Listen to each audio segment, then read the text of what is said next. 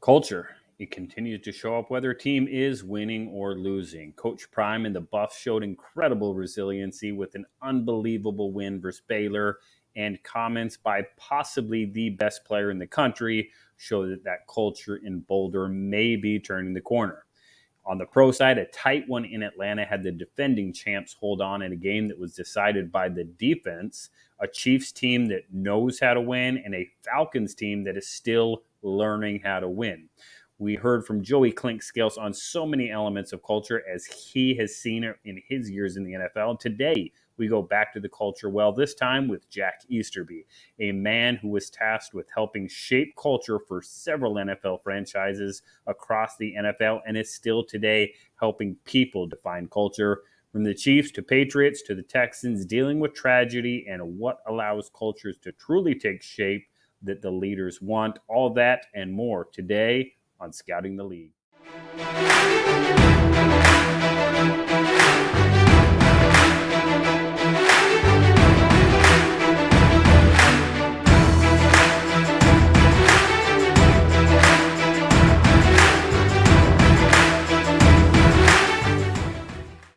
Hey everyone, and welcome to Scouting the League. Before you get too comfortable today, make sure you head over, like, subscribe, and share this podcast wherever you are watching and listening. Apple Podcasts, Spotify, Megaphone, or with video on YouTube. We need you. Hit the thumbs up, share with a friend, and as always, leave us some feedback. We love to hear from you, and we want to know what you want to hear next. Neil and I love to hear from all you agents, scouts, and execs out there tuning in. We want to continue to bring you the stuff that you actually care about. We don't mess with clickbait, overreactions, no arguments for the sake of arguments, real, genuine, insightful conversations with people in the industry. It's what we love, and it's hopefully what you love. As always, Neil Stratton of Inside the League alongside me to co-host. At Inside the League is where you can find Neil. If you are in the industry, Neil is a must follow and a must subscribe for that Friday wrap. Head over to his Twitter page to find all of that. I am Rodrik David, consultant, scout, podcaster, video editor. I wear about whatever hat gets thrown my way each day. At Right Step ADV is where you can find me, a former Falcon that also spent a short time in Tennessee. I love watching ball each week and truly love seeing the game from a scout's perspective. And our guest today, many have likely heard the name, maybe have heard something about him, but today we're going to peel back the layers. That is Jack Easterby. Jack, a man who has always let his faith lead his actions, got his start in the NFL with the Jacksonville Jaguars, where he spent 1 year before joining the South Carolina Gamecocks, the hometown team where he was a character coach for multiple highly successful Gamecocks teams across several different sports.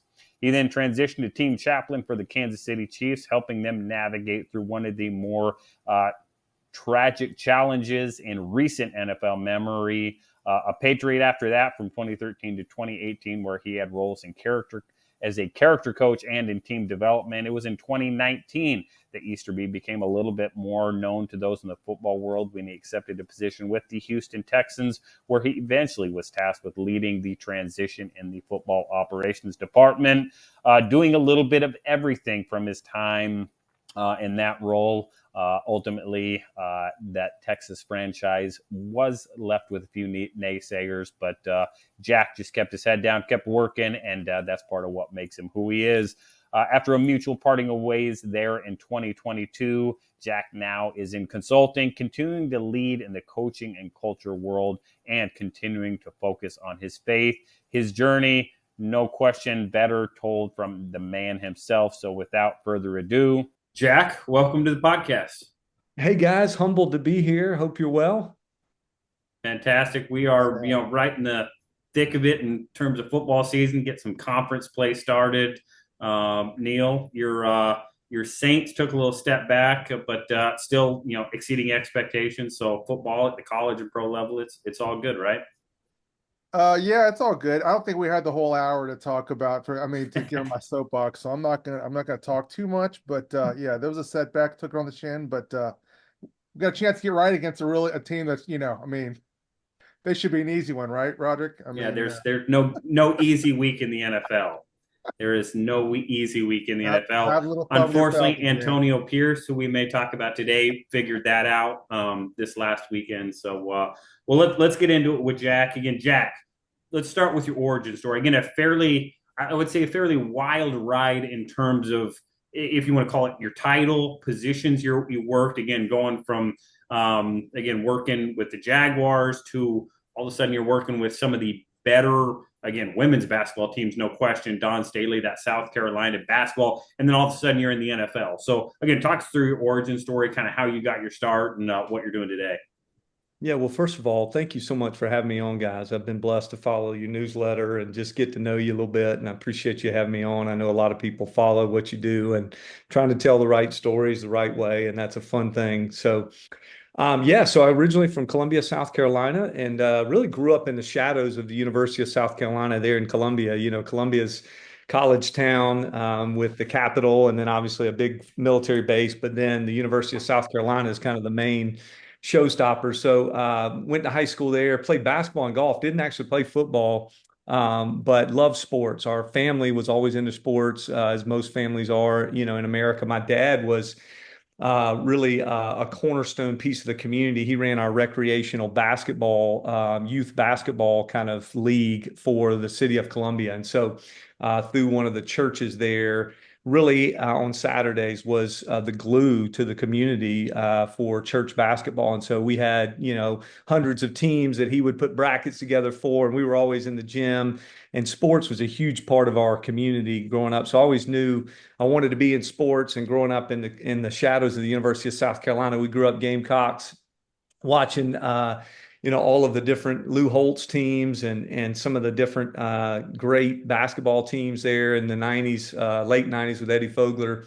When I had my chance to go to college, I ended up at Newberry College, and I played basketball and golf there, which was really cool, really unique situation where I was able to play on two different teams, you know, where you go from obviously different demographics of people, but also, you know, two sports where your body was trained differently and coached differently, and the calendars were different in a yearly on the year-round basis. So really a unique experience to letter in both sports during my time there. And then had several mentors throughout sports, both in high school and there in college. One of them was a guy named Stephen Drummond. Stephen was a longtime executive for the Carolina Panthers, went to the University of South Carolina, was one of my mentors. And Stephen actually was a PR executive for the Jacksonville Jaguars, and then for a long time for the Carolina Panthers, and is now doing an awesome job at the University of Georgia. But Stephen was a mentor of mine in high school, had mentored me when I was in college, and was working for Jacksonville. Said, "Hey, come down here and learn football ops a little bit." And so was a sports management major and wanted to be in football or some sort of team sport. I think when you grow up playing sports, a lot of people, you know, they want to be a part of sports vocationally when they get done, because it's just the natural next step. You know, you see so many former players and people that are part of these communities, they just say, this is where I feel like I belong in the locker room, you know. And so, you know, got a chance to do an internship with Jacksonville Jaguars. And then what happened, which was really cool, was being from Columbia. Obviously, I had a lot of relationships there in Columbia, and my family was still in Columbia, and I was engaged to be married, and felt like, hey, if I go back to Columbia, I would have a chance to work at the University of South Carolina, which was at the time was kind of the dream, right? Because I'd grown up there. And I was fortunate when I went back to South Carolina that the University of South Carolina kind of made a position for me, both in the academic support system of the athletes at the time, and then also a position they called character coach. And it was a really cool. Obviously, the support systems of these athletes have grown so much over the years. I mean, this is 20 years ago, right? So we were doing study halls at night and making sure guys were on time, and doing those types of things in the academic support world. And the athletic director at the time, Eric Hyman, was just a great champion. I know you talked about that before, Neil, with different people have champions of their story for me. And he was a big John Maxwell fan, right? And he knew leadership and what leadership meant to sports, and how captains and coaches and other people needed leadership encouragement. And so he was just such a champion for me, and really let me in on so many things, from coaching searches when he was hiring coaches to across the board different changes he was making in the athletic department to try to improve. And at that time, South Carolina really evolved to one of the best, for sure, schools in the SEC, maybe in the country, winning and competing in baseball for national championships. Obviously, Steve Spurrier was competing at the top of the SEC, to try to go at that time with the two divisions to go to Atlanta and play for an SEC football championship. My office was actually in the basketball office with Dave Odom, who was the basketball coach at the time. And so anyway, was given a really cool role. And I would say, externally, obviously I didn't ever seek a lot of PR about what my role was, but I was very involved in the athletic department in multiple ways and was very fortunate to learn both the athlete support side, but also the administrative side, right, of what was going on. I was running the summer camp program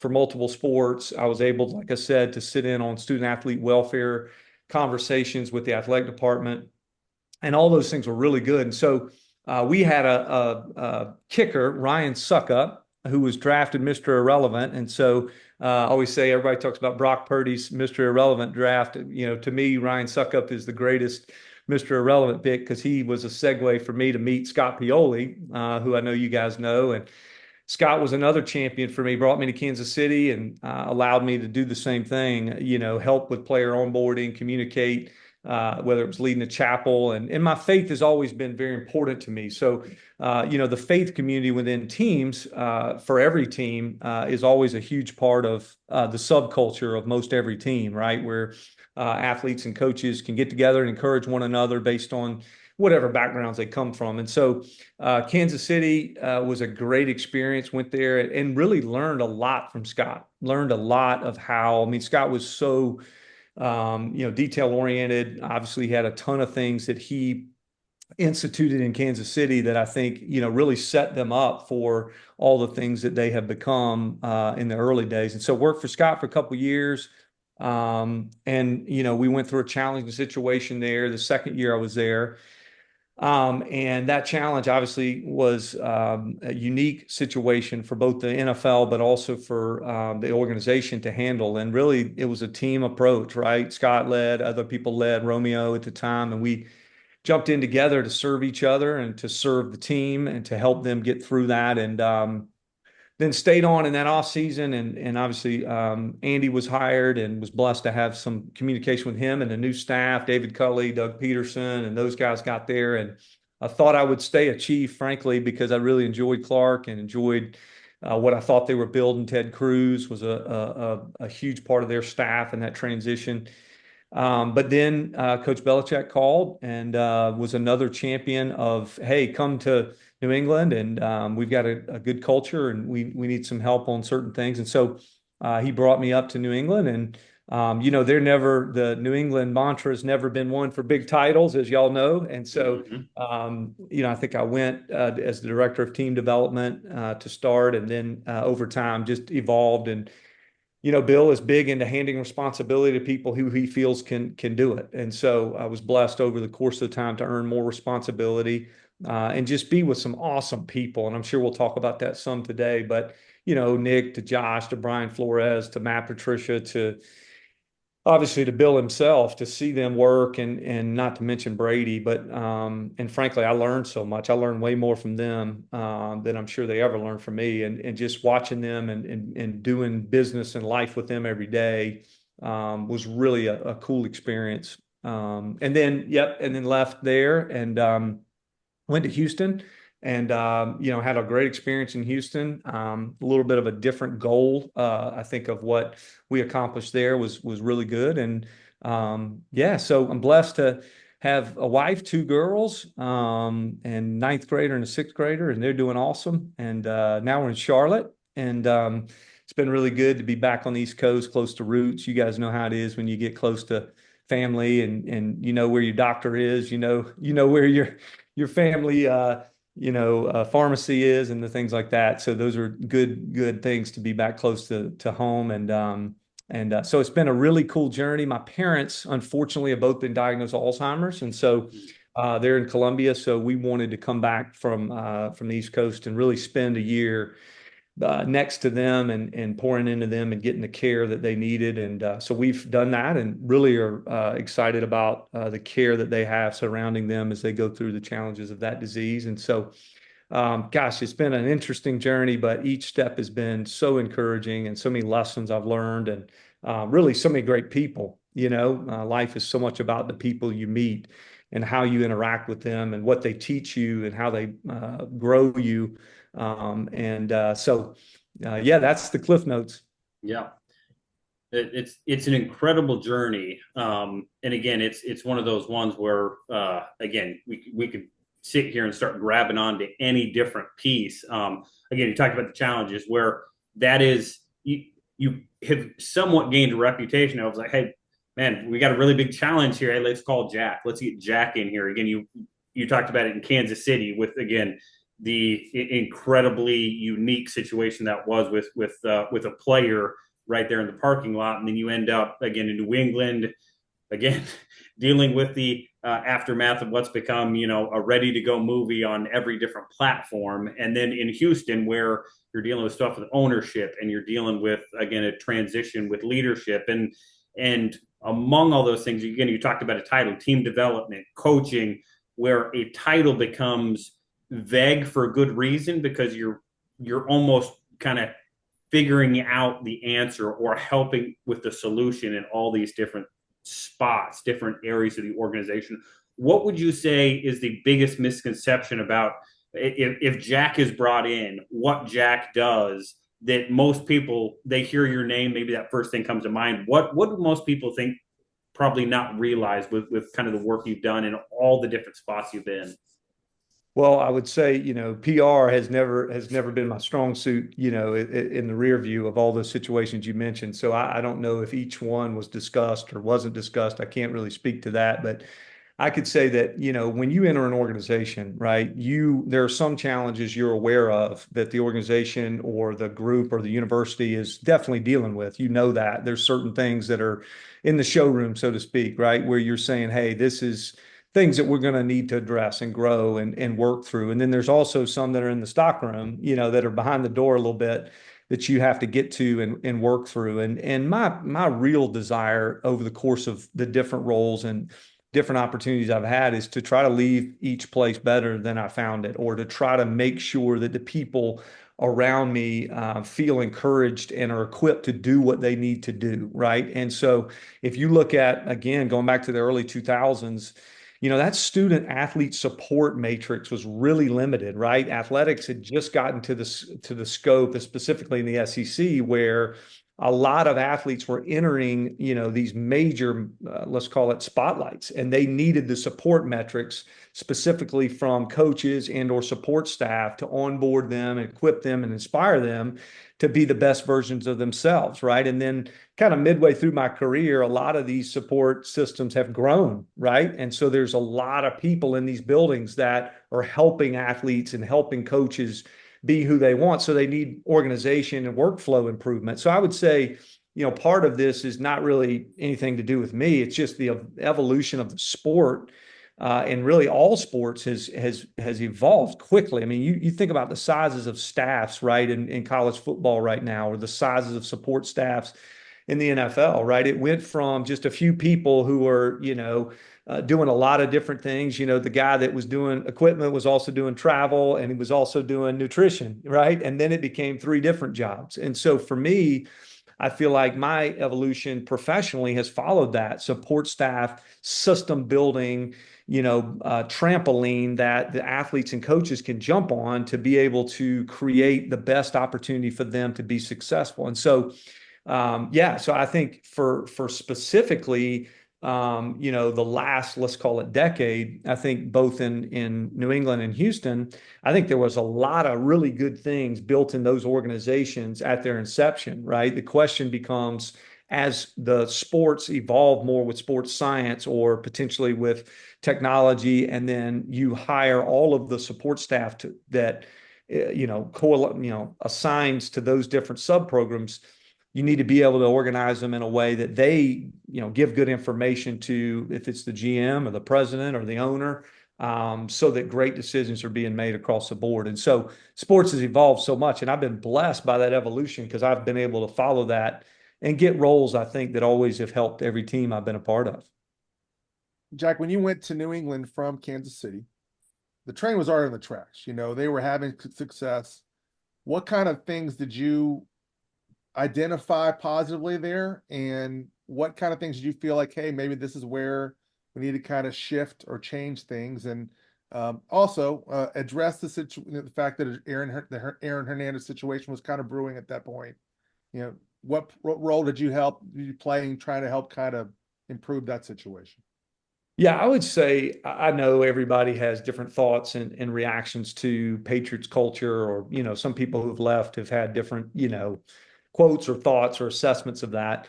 I would say when I entered the New England Patriots in 2013, before that season, I was overwhelmed by the amount of high character, high functioning leaders that were already in that building. Right. And so, I mean, from Matthew Slater to, again, Nick Casario to, Josh, to Flo, to, all of the support metrics. We had an amazing dietitian there named Ted Harper, and lots of Bears Nigerian, just people that were just high producers, right? That were there early, stayed late, got it right. The systems that were there to get streamlined information. And now you've seen a lot of that trickle out, right? With Monty Ossenfort doing a great job, and Nick doing a great job, and Dave Ziegler, who was given an opportunity there in Las Vegas. I think so. A lot of those people were there, and I show up, and my goal at that time, right, was to serve the people of that building and help it connect a little better. And I think that humbly, I think I did that by communicating different things around the building, by being a part of the operations staff and helping daily, whether it was in the equipment room or, in different support systems that we built. Obviously, we had a huge hand in onboarding every player, onboarding every staff member, communicating the vision and mission. I think one of the simplest things I've learned about organizations as I've studied specifically in this last year, traveling and going to EPL teams and seeing it, is it really comes down to the organization's mission and the organization's values, right? How many people can we get online with the mission statement and the mission, and how many people can we have operating in the organization's values? And so, Bill has this obviously famous sign that's on the front of the door and the back of the door there. And what I found, when I got to New England, was there were a lot of people already operating that way, right? There wasn't to your point, there wasn't a need for any sort of, big change or anything. I just found areas that I could serve in. And then, of course, Bill, as the leader, gave me specific things. Hey, we need help with our rookie development. We need to expand the curriculum with our second year players. Hey, we need to expand our operations system. Hey, we need to look at our off-season calendar. Hey, we need to, and there were just things that we talked through that, I began to take from him direct duties and assignments. And then we expanded as we went. But I can't state enough how many awesome people there were in that building. Like, just, people that I learned from, and that, we did life with for several championships, but also several years, right? And so, yeah, I think when you arrive into a place like that and you go there and you see, so many people working so hard and so efficiently, it really ups your level. I think it made me a whole lot better at the skill set that I had developed over the course of my first decade or so in sports. I know public speaking to the team, creating, the right programs, whether it was, again, team building programs or off-season programs, and making sure the right information is getting to players and coaches that they need to be able to go prepare to be their best. Mm-hmm. Did Aaron's situation, did it ever threaten to upset what was going on there? I mean, obviously, in one sense, it was kind of a localized thing. He's just one player. On the other hand, he's a very successful player, and obviously it was a pretty bad situation. How were you able to head that off? And did you identify that pretty early on as something that could threaten what was going on with the Patriots? Well, it's interesting you asked that, because I've seen, now looking across all of sports, right? You look at some of the challenges that come up with team dynamics, right? Whether it was situations with the Golden State Warriors or situations with other organizations that you've seen be successful, and then maybe there's a challenge that they go through. And I think it's incumbent upon the heads of any organization to really lean in hard at who their player leadership is and who their executive leadership is to make sure they get that right. Because the problems or the challenges are going to come, like they're going to come. Every year there's a new set of them that are waiting at the door, right? That are going to knock on the door. And it really comes down to the player leadership and then the executive leadership that can push through and say, okay, we're going to find a way to serve and to communicate and meet extra and talk about hard things and get face to face and come up with solutions. I've said this to Sean McDermott before. I don't know if there's a better book on any of this than how they handled the situation they went through a couple of years ago. I mean, I can't imagine. I mean, we're talking the day after, DeMar had an awesome interception. And I thought that was such a cool moment because, not only did his health and medical sports performance team respond, right? But the whole organization responded in such a very genuine way from players who were, taking care of him and making sure he was okay that night, all the way to how the leaders handled, the situation, having to, communicate with the media and give answers of a lot of things they didn't know anything about, and then go back to playing football, right? Which is a challenging, thing within itself. So I really think every organization has to really think about the people that are at the top of their, tree, both players, coaches, executives, because whatever the challenge that comes in the door is, they're going to be the ones that are going to create the solution for it, right? Sometimes it's a very easy solution that you can pull from the Rolodex of the things you've been through in the past. Sometimes it's a new thing. It's a totally different, problem or challenge that comes out of the, thin air, it seems. But those cornerstone people, and again, I go back to Devin McCourty and Matthew Slater and Tom Brady and people that were willing to have great conversations about hard things, but then they were great people, right? And so they never lost trust in each other. They never lost trust in what they were doing. And Bill's oversight of all of that was second to none. So, I think as much as we want to think that problems are unique to one year or maybe one setting, and sometimes maybe they seem more extreme than others, I think solving and coming up with solutions to the challenges of each day's news cycle or whatever, that's kind of, baked into the cake of these jobs. So it's important for any leader to know that's what your goal is, no matter how the size or scope of it. Yeah. On offense, obviously, Jack, Tom Brady kind of pulled the plow in New England. Who were the guys on defense that were the cultural leaders there when you were with the team? Well, I think, speaking of offense, going back to it, I think not enough has been made of Rob Gronkowski's leadership. His personality is different than what maybe some may say is prototypical captaincy. But Rob, I remember, very vividly, we were playing at Denver in the AFC Championship game, and we had a 2-point conversion. We were coming back. It didn't look like we were going to be able to come back, but we had mounted a comeback. And at that time, we had a lot of backup offensive linemen in. We had several different, it was kind of a tough injury, kind of series of injuries that we went through there. And so we're playing in the AFC Championship. And I remember we went for two, and, Tom was kind of fading, trying to buy time to get Julian or Rob open. And Rob was actually, open in the back of the end zone, but with the way the rush came, Tom couldn't see him.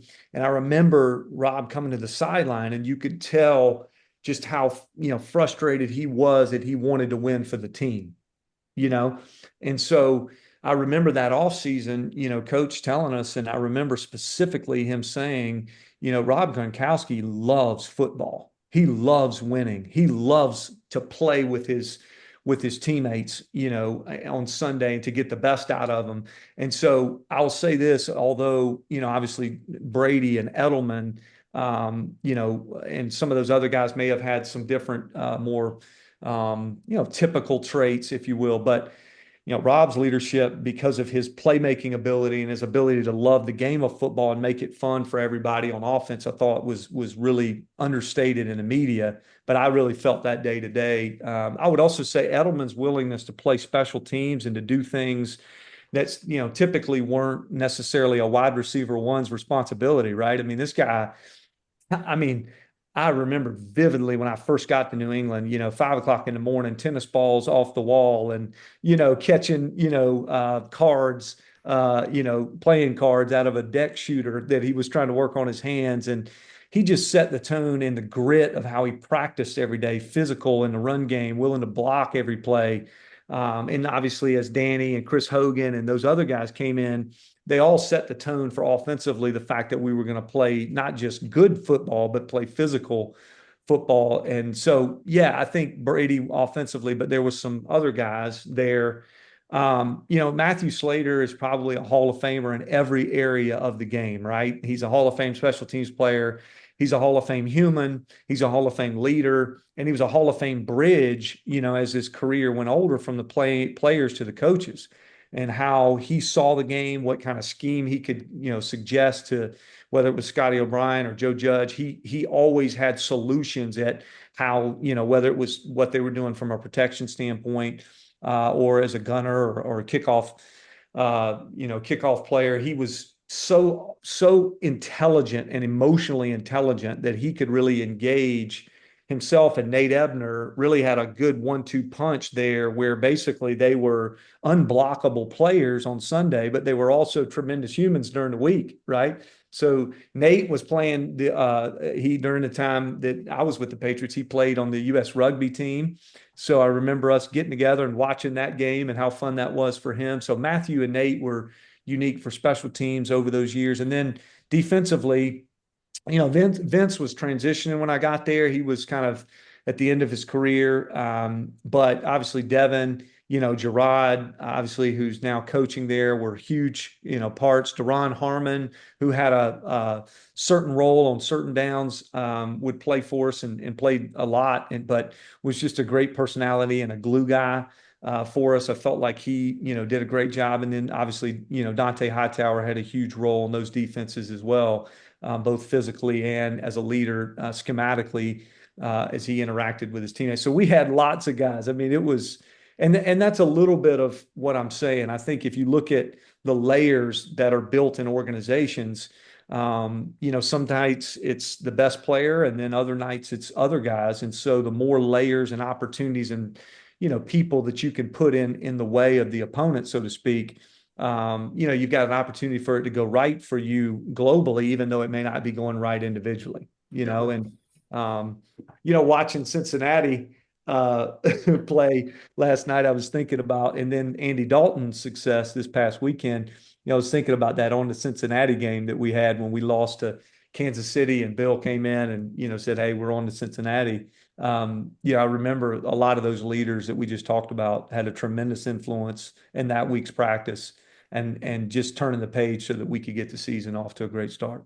Yeah, Jack. So we've really focused on, and it was in our conversation on culture with Joey Clinkscales, your best players being your culture drivers is almost always going to be the case for these successful teams. Again, you think of early 2000s Ravens led by the defense, obviously the era that was the Patriots, Brady, Belichick, and it was Brewski, Vrabel, all those guys early, and then it was a little bit more Brady, again, Gronkowski, some of those guys later. You think about, obviously, now in Kansas City, Patrick Mahomes, Andy Reid going lockstep. Again, when the good players are leading the culture, that's what you want.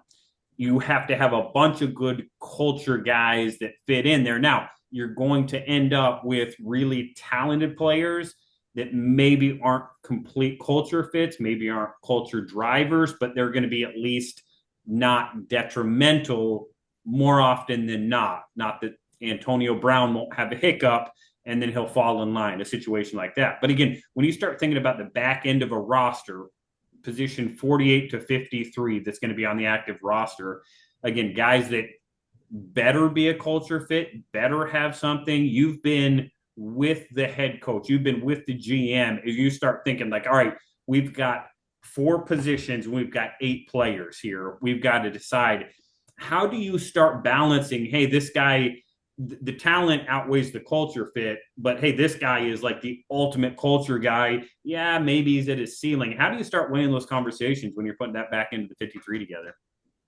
Well, I'll tell you, if you've got 8 players in 4 spots, you're in a good spot. No question about You, that. you want that problem, right? That's Yes, one it's a that the good good problem. teams have. That's right.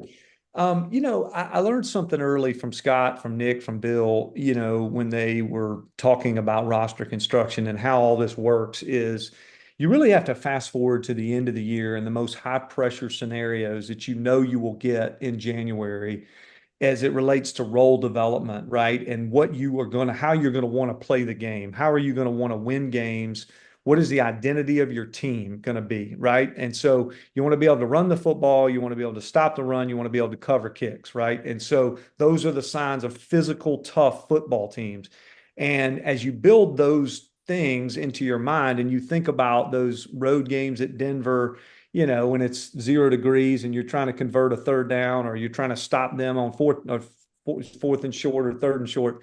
I think you want to build your roles for those moments and the toughest possible moments that you're going to have, and then come back, right, to the players that you may have available. If you start with the players and you can talk yourself sometimes into some roles that they may not actually be good enough for, so you sometimes can, talk yourself into it a little bit. But what I would say is you always want, to have players that can be pillars in the community, can be winners on the field, right? Can be champions in the locker room, right? And then can play when they're not at their best, whether that's physically, emotionally, spiritually, some sort of domestic challenge, maybe family issue things.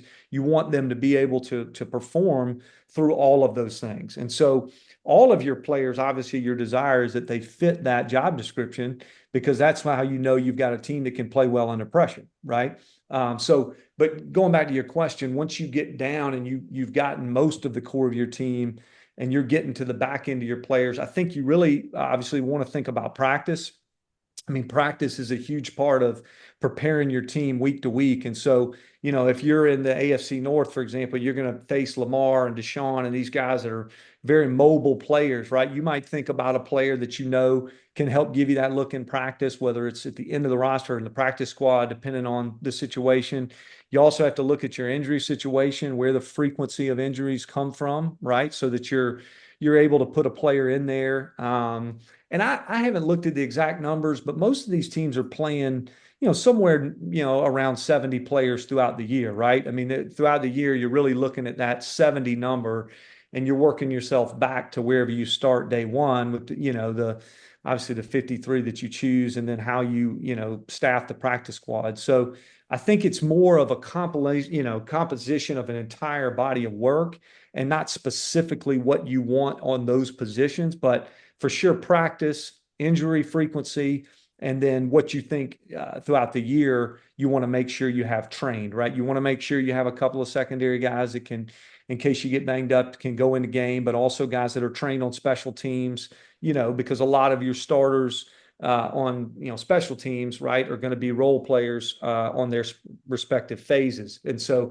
you're going to want those support players at the back end of your roster to be able to come in if something happens, specifically on a short week. Jack, there was a lot of speculation last year, this past offseason when Belichick was let go in New England, that he may go to Dallas. And if he went to Dallas, wow, that's a ready-made team. If McCarthy's out and you bring in a guy with the reputation of Bill Belichick, wow, that could really be synergy there. At the same time, you've got a team that's got a quarterback now who's being paid a lot of money, a receiver is being paid a lot of money, a linebacker who's a superstar waiting to be paid, and a number of other factors there where it wouldn't be as easy, I think, for him to step into that situation as it was maybe in New England, where he kind of built it from the ground up. If he were to go to, let's say things don't work out this year, Jerry Jones still has the Kind of same an ugly week. Are you predicting something, Neil? It was an ugly week this week. I don't have any inside information here, no. But if he were to go into a situation like that with so many strong personalities and so many players that have had success, would he be able to implement his culture there? I mean, are there teams where maybe he couldn't because of the veteran mix or the expectations or the owner? And it seems like pretty much all those things are in place in Dallas. Would he still be able to do that, do you think? Does he have that kind of a way of doing things that he could mold the team in that way? It's interesting. As we know, the NFL has just embraced, the opportunity for private equity to be a part of NFL ownership. And the reason I say that as a bridge to answering your question is, in the business community, we've seen the direct correlation with CEOs coming into corporate structures and be able to provide a little bit of a different way or maybe some different nuances to the existing situation. You think about Starbucks and what they've been through here recently and potentially bringing in somebody new, or Nike's going through it now, right? Where they've got a situation of bringing in somebody new, just hoping for that fresh look or potentially, a jump. And sometimes that means a jump in their stock right off the bat. But then the hard stuff comes, right, Neil? It's like really getting into the throes of the infrastructure and whether or not that person and potentially the infrastructure of the business can operate. I think any situation in the National Football League is a group, it's any of the organizations is a group of people, right, who are trying to evolve and improve and get better at what they're doing. And so specifically, in the NFL, each franchise is on its own track, its own evolution at what works, what doesn't work, what works for them, what doesn't work for them. I know when Dallas hired Bill Parcells, that partnership, gave them a jolt, right? It gave them a jolt. Same thing, I think, when Parcells went to a couple other places, that relationship between an owner and a guy who has seen so much, it gave the organization a jolt. It helped them understand that, hey, we're not going to show up and not have a plan. We're going to have well-vetted systems and well-vetted people that can help. But I say this is that had to be the right fit between that particular owner and that particular, head coach, or in that time, it was more of a czar type position. And I would tell you, I think it's incumbent upon every team and every organization to do an internal autopsy on themselves, to really look in the mirror and say, where are we? Where are we in our iteration? And who do we need to get to match that next step for our iteration, right? Because on the outside, we think it may be certain thing, right? Obviously, there's certain names that are being put out there now, and we're sitting here watching, week 3, and certain teams have got everything falling apart, and other teams got every answer, right? But I would say to you that, it's the people inside the building, the owner, the executive staff, they know exactly where they are. And I've been fortunate, Kansas City, New England, Houston, to work for really strong ownership groups that felt like, hey, this is what we need to do. We need to hire Andy Reid. And that has been a tremendous success as you look back to that decision when they hired him, and then he brought in his way of doing it, and it's been tremendous, right? And so again, each ownership group has to make their own decisions at where they are in their organization's history and what will fit their current situation. And that's very different, just like it's different in corporate America, the CEO that will fit. But you don't just want the 2-day stock jump, right? You want that infiltration of people and infiltration of systems and well-proven things that over time will, 10x and 15x the company to give you a chance to win in January. Yeah, I've made the case that NFL organizations specifically, the amount of time, money, resources, research, everything that goes into building, again, that 53, your initial 53, yeah, your practice squad, your extra players like that. It is covered year round by, 3 to 4 local media channels, much less ESPN and everything national. When I step back and think about coaching staffs, scouting, personnel staffs, weight room staff, again, everybody else in the building, it is not to the same degree as meticulous a process. Again, sometimes you look at last names, sometimes you look at connections, relationships. Not that those are a bad thing or should disqualify you, but I think about, again, that full culture that it takes. Again, an entire building. Culture goes way beyond just that roster. Again, that 53, it's got to be everybody in a building working for the same goal. Yeah. You talked about that internal audit that a team does.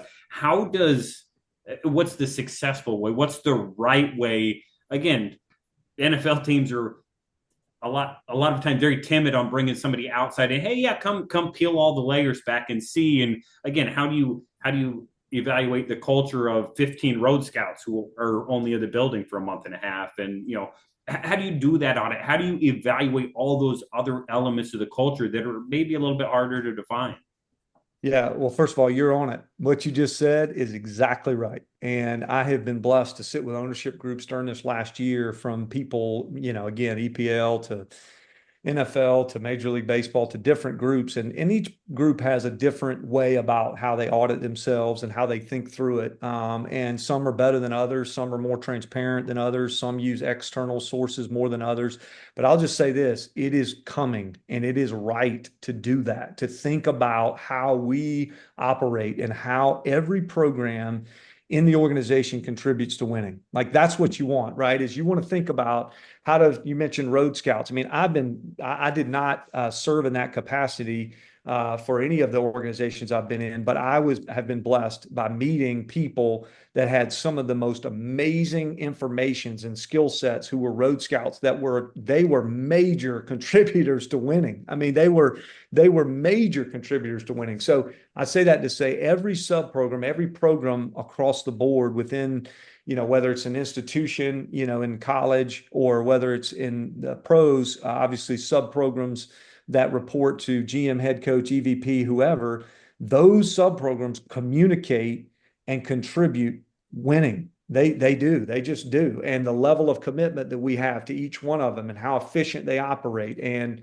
I mean, we saw last night, unfortunately, a situation where Jacksonville, had something in the airport, right, where they couldn't get back. Probably wasn't their fault, right? These things come up. But the idea is the operations staff handling that well. And even if it's bad news, something they can't control, being able to handle it well. And so I've always said one of my kind of go-to phrases for myself has been it all matters, because when you're trying to build confidence and you're trying to get, a practice squad player ready to play, it matters that he knows, how to get to the stadium. It matters that he knows where the locker room is, when he hasn't been in there, maybe, if he just got here, right? And so the idea is, I think it all matters. And I do think that there is a progressive and intensifying evolution of all pro sports organizations, but specifically in NFL, of looking at how they do things across the board and saying, all right, let's get this right. Let's get this right. And, the NFLPA surveys have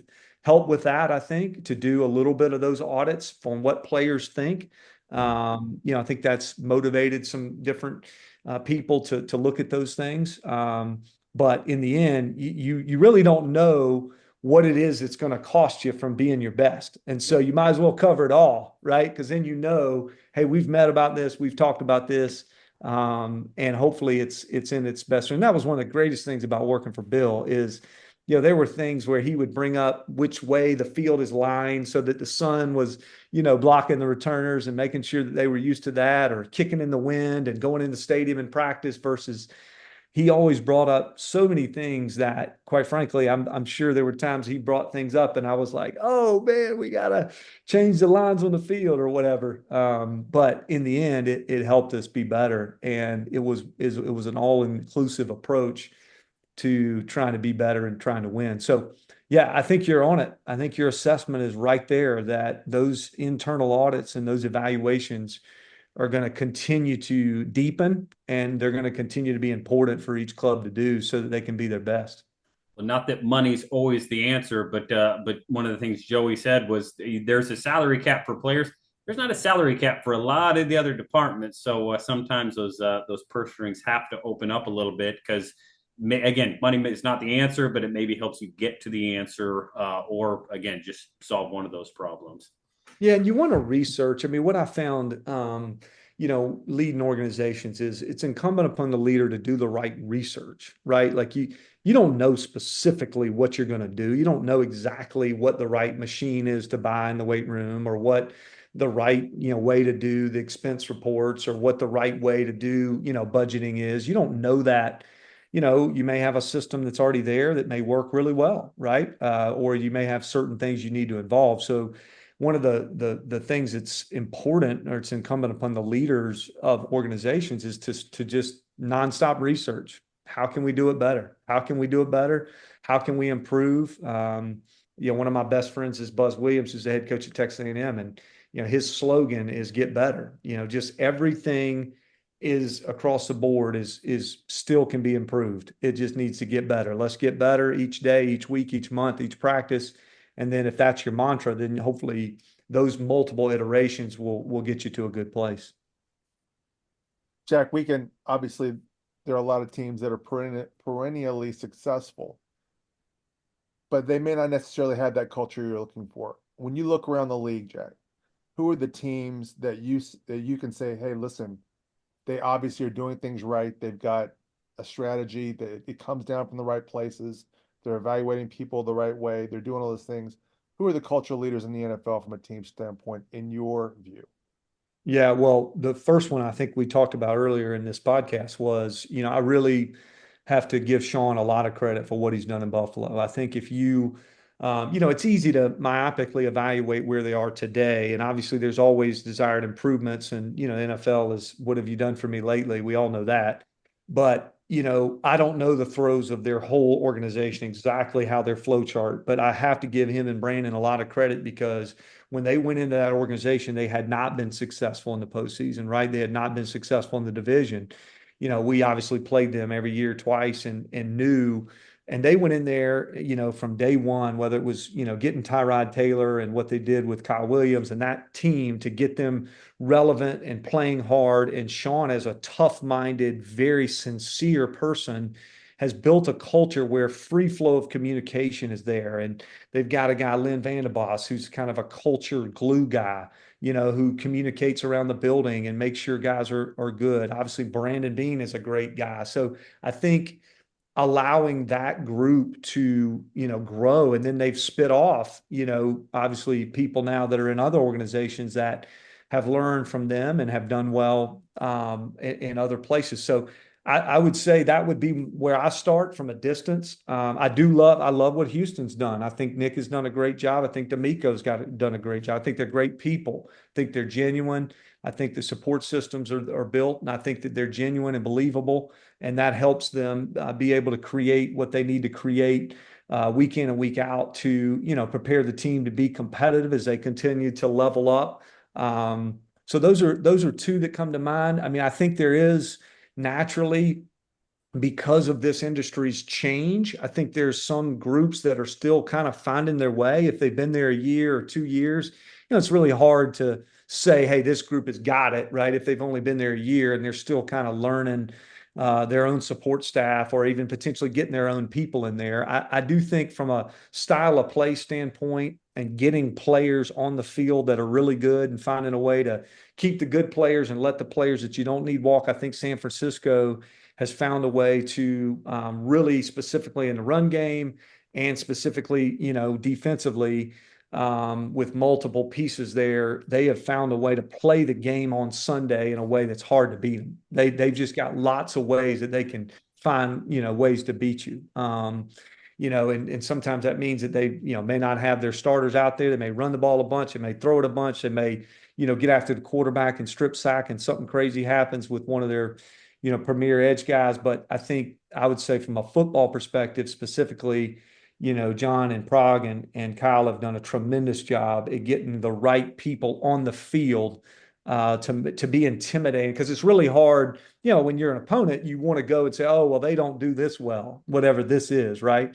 It's really hard to find a weakness, in what they do. And then lastly, I would probably say Green Bay, as they have found a way over the years to replace from within, I really love what Brian has done. I think he's found a way to hire good people, keep them there. And Matt's found a way to get good people in his building, even as he's had to replace some staff, get good people and get them there and train them, and then find a way that he can win tough games. And I thought last year they surprised some people, but organizationally, they didn't surprise anybody. Like, we know the Packers are a good organization. So Green Bay, would be one I would say organizationally that you have a lot of lessons that can be learned from their retention. And this is funny, Neil. I know you and I have talked about this offline a little bit, but in the era where we give up on quarterbacks quickly, and a lot of times these guys, whether it's Sam or Baker or some of these other ones, have kind of resurfaced. It's very interesting when you're talking about a model where a guy's backed up for 2 years, both in the Rodgers and the Love situation, 2, 3 years, whatever it took. They're definitely the opposite of that from a curriculum standpoint. So I think we should give them their flowers, in that, because if you look at, last week's examples, whether it's Geno Smith or Baker Mayfield or Sam Darnold, who organizations just for whatever reason, it didn't work out. Green Bay's done the opposite of that. Train a guy, keep him there, pay him fair, and then hopefully surround him with really good people and a great offensive mind in LaFleur. So I would say those, if that makes sense, I think it matched the culture challenges of today's NFL. We won't ask him who the bottom end is. We'll let him off the hook in that way. We'll try to keep it positive here. Last question, Jack. One area where there's a lot of volatility now is almost every college program with the level of transfers that are happening and the year-to-year shift in rosters and coaches, obviously. We're seeing so much to that now. Let's say you're engaged by a school and they say, Jack, come in. Jack, we got to fix this culture, man. We've got all these players. They don't even know their names. We've got coaches who are under a lot of pressure. Maybe they're new. We're shifting all those kind of things. What's the first thing you do when you arrive and say, hey, listen, here's what's your first step in trying to build a sustainable, stable environment where players and coaches alike can thrive? What will be your first step? Well, it's funny you mentioned that. I think one of the things that Ernie Adams actually challenged me with when I got to New England was, to really be a great memorizer and/or to be very knowledgeable of the CBA, right? Because the CBA had so many informants to how we practice and what we do and how things operate in the NFL. And so it's really a challenge right now at the university level because whether it's Major League Baseball or National Basketball Association or the NFL, the collective bargaining agreements offer a modus operandi for how everything should operate, right? They give you here's how the offseason looks, here's how you pay, all the way down to per diem and communication and Sure. How often people are available for the media. I mean, there's so many things that that are negotiated and spelled out for the leaders so that we have, a book, a guide, if you will, a flashlight. And right now that's not available for these universities because, I used to always say this, that, where we are today is usually directly correlated in our decisions, right, of yesterday. And so I think, frankly, they are in a place where they have been put in a tough spot because there is no real rules. There's no train tracks that this is offering. I think so. If I was in an organization today, took over athletic director or CEO of an athletics organization, I think the first thing you got to do is widen the window because everything feels really temporary and feels like, hey, this guy's here today, gone tomorrow, here today, gone tomorrow. And so I think you've got to widen the window of the leadership group, the head coaches, hopefully the people on staff. And you want to say, okay, there's enough coming at us from a rules and a legal and litigation standpoint that the one thing we can't challenge is who's going to be in leadership. Because if we can take in new, memos and new different modus operandi that come from conference realignment and potentially a house settlement, if the leadership has continuity and can program that information, and then we build a curriculum that can actually be disseminated to the student athletes. But if the leadership is moving and the rules are moving, then it's going to be very difficult to, so as much as everybody wants to change the leader and blame the coach or the AD, I think the first thing you have to do is solidify who is going to be in that inner circle and is going to champion the stabilization of the organization. Because unfortunately, the rules and the litigation, let's say, is not going to do that. It's only going to cause a little bit more paranoia right now. So in your vernacular and in your communication with your staff, you have to say, hey, we're going to slow it down and we're going to be right here with these key people, and we're going to investigate these rules as they come, and be transparent about the fact that you don't have answers. I've read and studied some people, and it's like, hey, we're going to do this, and we're going to do this, and really you don't know what you're doing until you have the rules and you have the exact guiding lights of what's going to actually operate.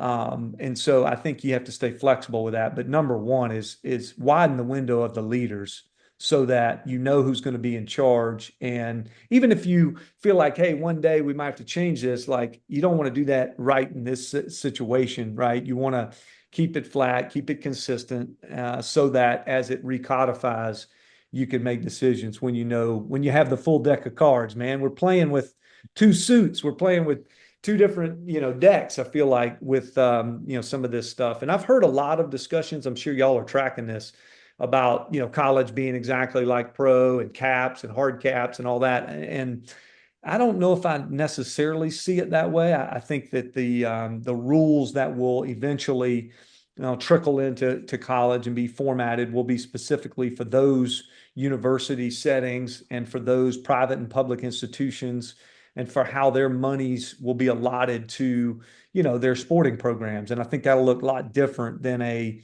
for-profit, unionized worker organization that's trying to, basically these guys are governors and mayors of their cities, right, in the NFL. So I think that'll look a lot different than how it'll eventually look in college, although the pay for play will be similar, because obviously these guys will deserve the opportunity to be compensated for what they're bringing to these awesome programs.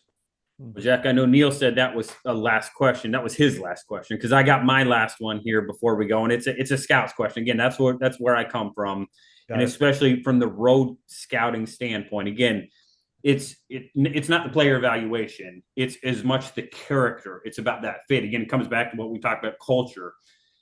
Transfer portal has changed it. NIL has changed it. I mean, you walk into a school and you may get the company line, hey, this is a great player. He's always on time. And then you find the real story, the rest of the story. And it's like, no, they're just lying to my face. They're, telling me what I want to hear. The other challenge scouts have is I love the player. I don't want to even ask that question because I may not like the answer. But again, scouts out there at any level, at any area, again, to answer the question, to get through the challenge, you've got to ask the right question. What are the questions to really get to the heart of, is this player a culture fit? Again, from a scouting, from a coaching standpoint, is this guy a culture fit? What are the right questions that people need to be asking to really get to the heart of that and make sure they're not just getting smoke blown? Yeah, that is a great question. Let me answer it this way. I think this is what you're looking for. I remember when, in both in New England, Kansas City, other places, that, when you have a guy who's transferred, or maybe he's been in multiple scenarios, right? You're looking for a source, or maybe someone who can give you good information to just tell you a little bit more about potentially what's going on in that particular situation.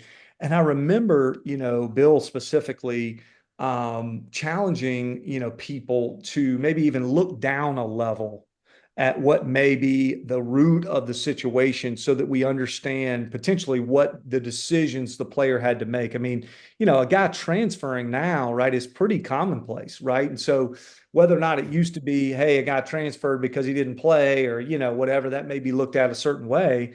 But the idea now is that, you go somewhere as a freshman, you see how it goes, and then if not, you go somewhere else. I don't know if that's necessarily a black mark against, or an X mark against someone who potentially is trying to make the NFL. I will say this, though. One of the coolest things that I learned, and specifically, again, Bill, Scott, Nick, these guys are phenomenal scouts at heart, was that if you look at some of the great programs in high school, right? So the St. Thomas Aquinas, right? And so there, obviously, Ohio has got some great high school football, right? North Florida, South Florida, there's obviously some great high school football. And, in Texas, like we know, obviously there's huge high schools there that have, really multi-generational success. I think being able to go to players that went to those high schools, understand tradition, understand what's asked of them, and then the communication as a scout or as a person who's trying to get information, talking to those coaches who say, hey, this is the real story, right? This is what happened with this guy, and this is how he is, I look at the kid from the transition that the kid from the quarterback from Nebraska made, Raiola, like his situation thinking about, he's got a legacy there with a relative that's connected with Nebraska, right? He's kind of from the region, thinking about Georgia, but then he ends up in Nebraska. I mean, that transfer really kind of makes some sense, if you will, right? Playing for, almost like a family alliance there with, his family member being honored in the stadium. So, yeah, again, to your point, I think really good high school situations, trying to get to those people and saying, hey, what happened here? Lean into that. And then secondly, I think being able to see what did the transfer for the kid, what did that actually do for him? Right. So if someone transferred from this place to this place and they went to a scheme that wasn't in their favor, or they went to a situation that was worse than the one they changed from, right? That, you don't want to see people change and just do things flippantly, right? That's not a good sign in relationship to them being able to make good decisions and potentially transition up a level. So I think now we're going to dig into some of these high school relationships that people have, which people like yourself and others have awesome high school relationships around the country. So to me, it's dig into that and then see, okay, what specifically were they looking for to try to get to that next place?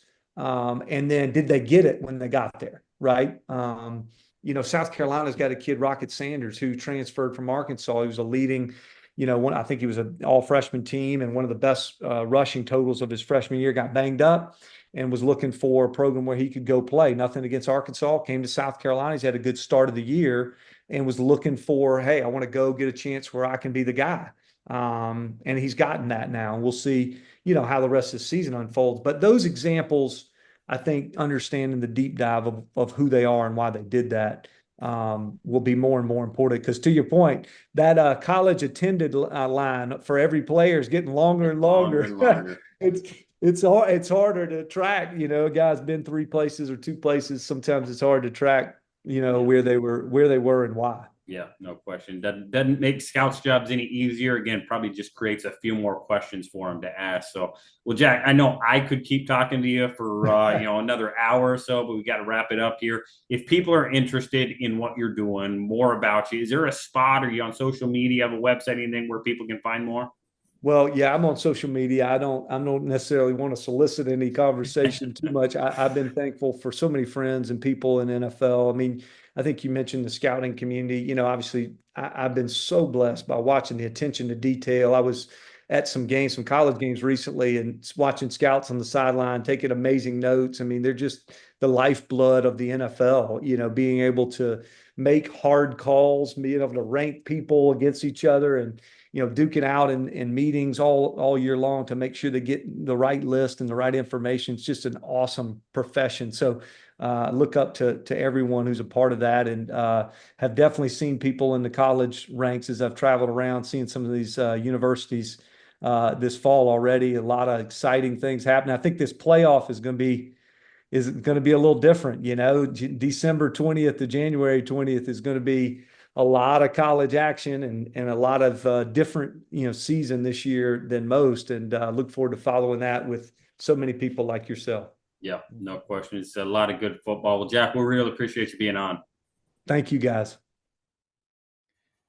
The college football playoff is without question making things a little more interesting this year. Michigan gets a huge win versus USC. So despite an early thumping to Texas, they still have a chance.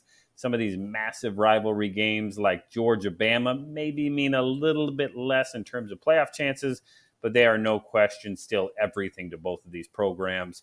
College football, despite all the change and pending challenges, is as healthy as ever. On the NFL side, even an 0-3 team will find a way to make the playoffs this year, so no one is truly without hope quite yet. Like what you heard today, have more questions, head over to Twitter, razz Neil a little bit about the Saints. He is, of course, at Inside the League. I am at RightStepADV. Let us know what you think about all things culture, team building, and what you want to hear next. Before I go, agents, make sure you check out agentlive360.com. The #1 CRM designed specifically for sports agents. Manage every aspect of your agency all in one highly secure and highly mobile spot. An expansive new contract section about to hit the site as well. The must-have spot for sports agents. That is agentlive360.com. Head there now. Sign up for a demo. With October fast approaching, a college scout out on the road is starting to think about the back end of that travel schedule. About 2 months left, a little less than that as they wrap up around Thanksgiving every year. Underclassmen to keep an eye on, even though we technically don't ask or scout them yet. Risers and fallers to keep tabs on. All-star game list starting to come into shape, and pro guys hardly working through their lists. Man, it's busy, which means it's football season, so there's only one thing left to do: keep scouting.